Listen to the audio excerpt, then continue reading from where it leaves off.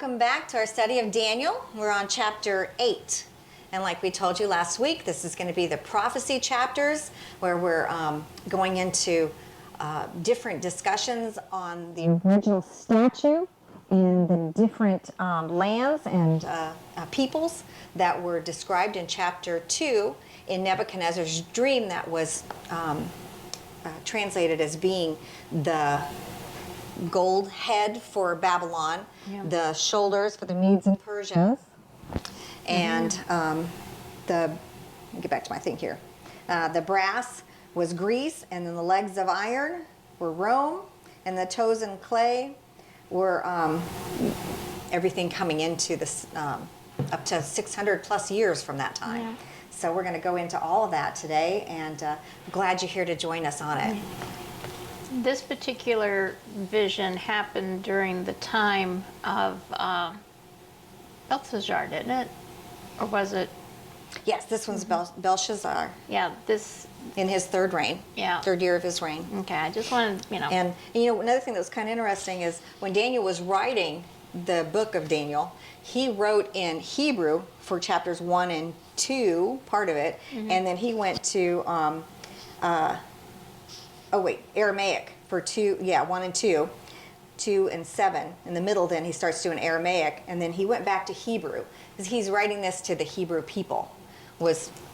So at first it was in Hebrew, then Aramaic, and then Hebrew, back to Hebrew, and this is where this starts again. Oh, okay. In chapters 7 and 8. So it's definitely towards his people that he's been exiled from. Right. Okay, so on chapter 8, verse 1.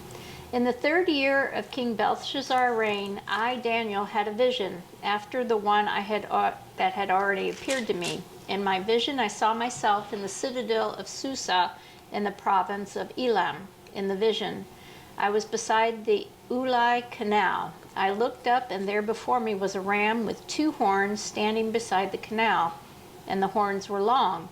One of the horns was longer than the other, but grew up later. I watched the ram as it charged toward the west and the north and the south. No animal could stand against it, and none could rescue from its power. It did as it pleased and became great. Now we're on verse 5. As I was thinking about this, suddenly a goat with a prominent horn between its eyes came from the west, crossing the whole earth without touching the ground. So it's kind of like a little unicorn goat. It came towards the 2-horned ram, and I had seen standing beside the canal and charged it in a great rage. I saw it attack the ram furiously, striking the ram and shattering its 2 horns. The ram was powerless to stand against it. The goat knocked it to the ground and trampled on it, and none could rescue the ram from its power. The goat became very great, but at the height of its power, the large horn was broken off, and in its place 4 prominent horns grew up toward the 4 winds of the heavens. Verse 9. Out of one of them came another horn, which started small but grew in power to the south and to the east and towards the beautiful land. It grew until it reached the host of heavens, and it threw some of the starry host down to the earth and trampled on them. It set itself up to be as great as the commander of the army of the Lord. It took away the daily sacrifice from the Lord, and his sanctuary was thrown down. Okay, let's stop here. And we want to talk about that little horn and how it fits in. Mostly we're just going to talk about what it says in here in these 9 through 11, these verses. The first one, it says here in 9 that it grew up to the host of heavens, to the glorious land. Okay? It cast down some of the host and some of the stars to the ground and trampled on them. Okay, the host and the stars. And the third one is he even exalted himself as high as the prince of the host. By him the daily sacrifices were taken away, and the place of his sanctuary was cast down. He cast truth down to the ground. He did all this, and he prospered, because God allows even evil people to prosper. He has a bigger plan than we understand. And he has fierce features. So those are the things that it's telling us about this little horn. And we're going to understand more about the little horn as we get in deeper. But I wanted us to read that part. Okay. So we're back on 13 now? 12. 12. Because of the rebellion, the Lord's people and the daily sacrifice were given over to it. It prospered in everything it did, and truth was thrown to the ground. So basically, what was true didn't matter. You just kind of walked all over it. Then I heard a Holy One speaking. The other Holy One said to him, "How long will it take for the vision to be fulfilled?" The vision concerning the daily sacrifice, the rebellion that causes desolation and surrender of the sanctuary, and the trampling underfoot of the Lord's people. He said to me, "It will take 2,300 evenings and mornings. Then the sanctuary will be reconsecrated." Okay.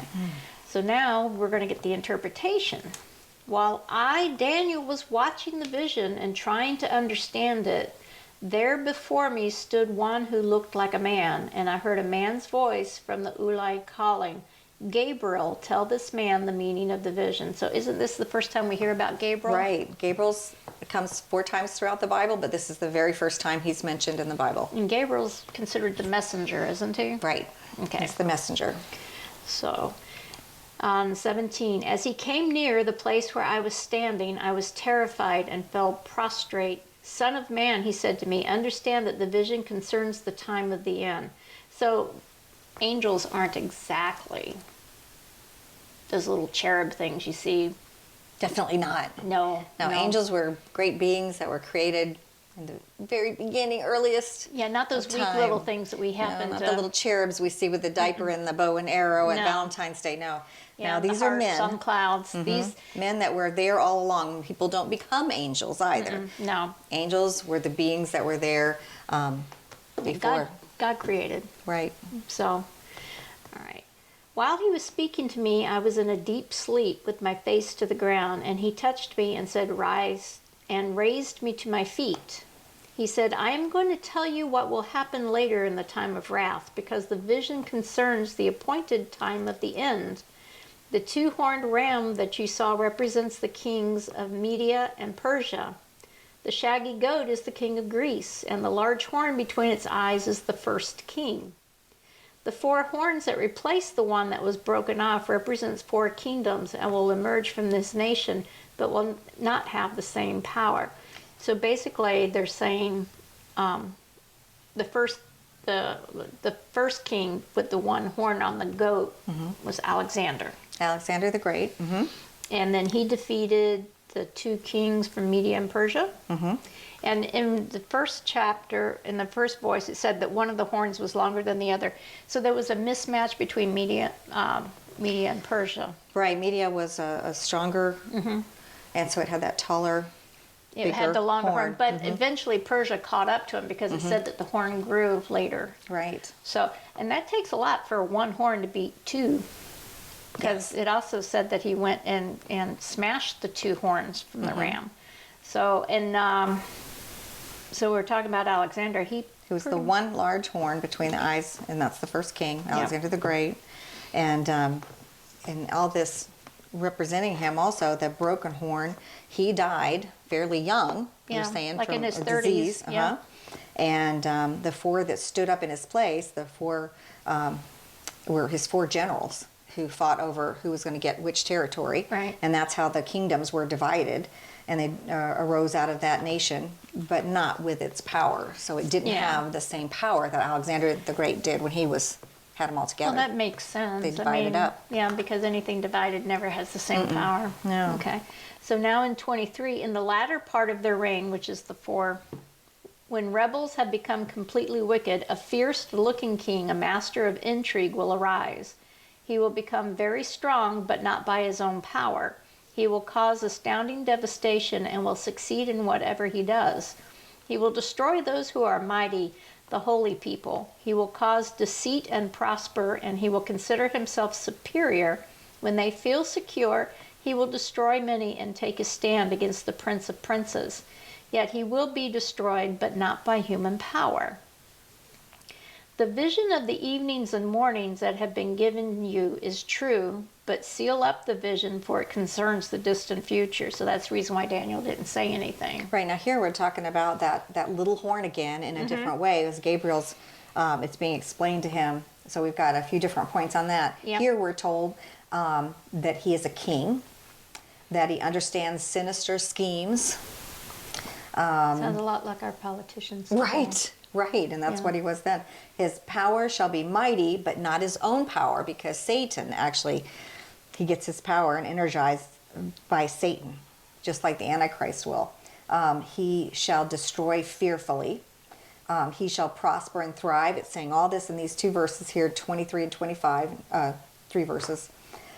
He shall destroy the mighty and also the holy people. So he's not here just to destroy the bad people. This is Antiochus. He's not a good guy. And he shall cause deceit to prosper under his rule. And I see a lot of that already in Yeah, art we and do. in things now, how deceit, with the different news things. I can read some news and somebody else reads something else, and it's two totally different stories about the same happening. Yeah. It's very confusing, and Satan loves chaos. God Yeah. is not about chaos. He is